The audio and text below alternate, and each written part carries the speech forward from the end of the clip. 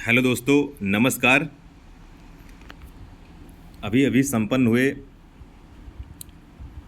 ELT में social कुछ paper आप लोग देख लीजिए। जो सामाजिक विज्ञान के पेपर है, इसमें चारों विषय हैं। इसमें आप लोग निर्देश देख लीजिए। निर्देश ये भूगोल, इतिहास, अर्थशास्त्र एवं नागरिक शास्त्र, ये जो है ये चार विषय हैं। किन्हीं दो विषयों को चयन करना है आप लोग, ठीक है। आप लोगों को पहले आप लोग ये पढ़ लीजिए, उसके बाद जो है निर्देश, उसके बाद भूगोल पे आइए। पहला चैप्टर इसमें भूगोल का था। पहला चैप्टर जो इसमें भूगोल का था। उसके बाद जो है भूगोल के, जो है भूगोल, पहले क्वेश्चन भूगोल के थे। उसके बाद भूगोल के क्या था, सोयश के अनुसार पृथ्वी की आंतरिक संरचना की विस्तृत व्याख्या है।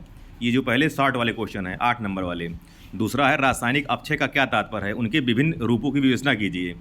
तीसरा है वर्षण के विभिन्न रूपों का उल्लेख करते हुए जल वर्षा के प्रकारों का विवरण प्रस्तुत कीजिए।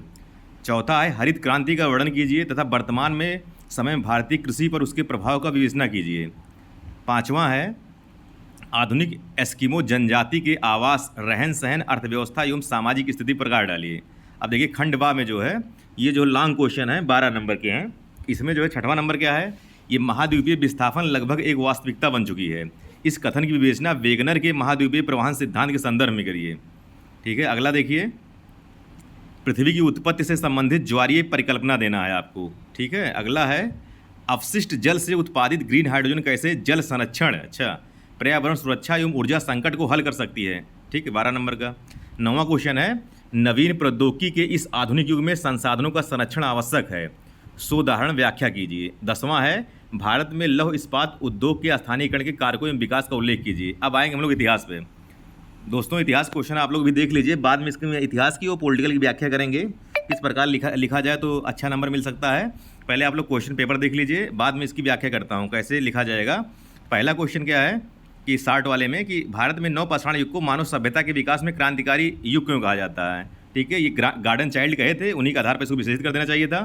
अभी हम बाद में इसको विशेषित करेंगे, पहले आप लोग सुन लीजिए। पहले क्वेश्चन पेपर देख लीजिए। पहले ऋग्वैदिक कालीन धार्मिक दशा आ गया था।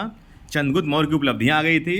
अलाउद्दीन खिलजी की आर्थिक नीतियों का आलोचनात्मक विश्लेषण देना था। इसमें आर्थिक नीतियां देना था, उसके बाद उसकी जो है आलोचना करना था, फिर जो है निष्कर्ष देना था। फिर असहयोग आंदोलन के कारण एवं परिणाम दोनों देगा, पॉइंट वाइज, क्योंकि ये छोटे क्वेश्चन है। आगे जो है खंडवी के देखते हैं हम लोग, सेक्शन में आगे अशोक के धम्म सीधे आ गया। अशोक के धम्म, इसमें आपको स्तंभ लेख देते हुए प्रचार प्रसार की चीज़ दे, व्यक्तिगत स्तर प्रचार और स्तर प्रचार। बाद में इसको हम विश्लेषित करेंगे अच्छे तरीके से। पहले आप लोग क्वेश्चन को देख लीजिए। अगला है चोलकालीन कला और स्थापत्य का विषय। इसमें आप दोनों मंदिर दे दिए होते, उसके बाद वो कांस्य की मूर्ति दे दिए होते, उनके जो अभिलेख जो लिखे गए थे मंदिरों पर वो दे दिए होते। और उसके बाद जो है बाबर एक महान विजेता था परंतु साम्राज्य निर्माता नहीं था। इस कथन का आलोचनात्मक मूल्यांकन करना है, मतलब बताना है उसकी विजय देना है, परंतु साम्राज्य निर्माता क्यों नहीं था, क्योंकि 26 से 30 तक ही शासन करता है। उसका अधिकतम समय जो है क्या कहते हैं युद्धों में बीत गया। वह जो है ना तो निर्माण संबंधी कार्यों में दे पाया समय और ना तो साम्राज्य विस्तार के लिए समय दे पाया, इसलिए इसका आलोचनात्मक विवरण देना था। अभी हम आगे विश्लेषित करेंगे अच्छे तरीके से। अभी आप लोग सुन लीजिए इसको। समुद्रगुप्त की विजयों का वर्णन करना था।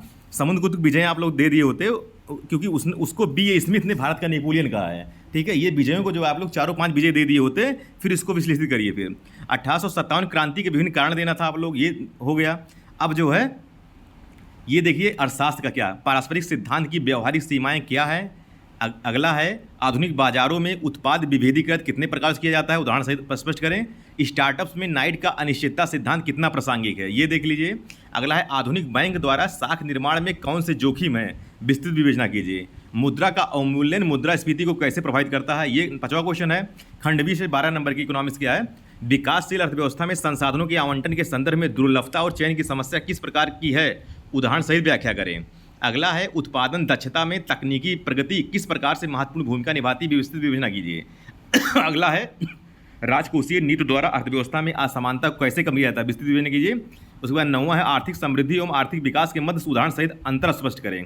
10वां है अंतर्राष्ट्रीय संघर्षों और भू राजनीतिक तनाव के संदर्भ में भारतीय अर्थव्यवस्था पर वैश्वीकरण के प्रभाव का मूल्यांकन करिए। अगला है देखिए नागरिक शास्त्र। नागरिक शास्त्र और इतिहास का हम लोग अभी पहले आप लोग क्वेश्चन पेपर देख लीजिए, बाद में इसका विश्लेषण किया जाएगा, हम लोग आपस में चर्चा करेंगे।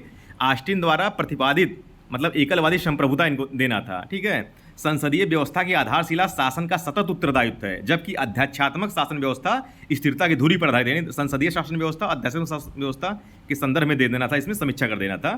फांसीवाद दे देना था, फांसीवाद विचारधारा में राज्य व्यक्ति के संबंध देना था। राज्य पर भ्रष्टाचार को रोकने के लिए लोकायुक्त जो केंद्र में जो लोकपाल होते हैं, राज्यों में लोकायुक्त होते हैं, उनकी भूमिका देना था।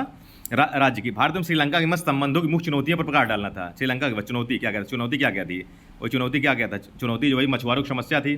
जो है भारतीय मछुआरे जो है पाक जल डमरू मध्य के तहत जो है पहुँच जाते हैं सीमा में, श्रीलंका की सीमा पहुँच जाते हैं। और दूसरा क्या था? दूसरा जो है जो अधिक जो है वो अधिसंख्यक तमिल लोग जो है श्रीलंका में रहते हैं। बाद चुनाव आने पर ये मुद्दा उठता है। चीन का जो है वहाँ पर निवेश है, ये बाद में इस पर हम चर्चा करेंगे विस्तृत। अगला खंडवा का है हाफ्स लॉ एवं रूसों द्वारा सामाजिक समझौते सिद्धांत के अंतर्गत प्राकृतिक अवस्था विषय विचारों की तुलना कीजिए। 7वां है उदारवाद सदियों से चली आ रही बाधाओं के विरुद्ध मानवीय स्वतंत्रता की प्रक्रिया थी। इस कथन के संदर्भ में उदारवाद की प्रमुख विशेषताओं का स्पष्ट कीजिए। 8वां है नीति निर्देशक तत्व भारत में एक कल्याणकारी राज्य की नींव है। इस कथन को उदाहरण सहित समझाना था। लोकसभा एवं राज्यसभा के कार्यों एवं शक्तियों की तुलना कीजिए। 21वीं सदी के भूमंडली मतलब वर्तमान में भूमंडलीकरण में भारतीय विदेश नीति के प्रमुख लक्ष्य क्या क्या रहे।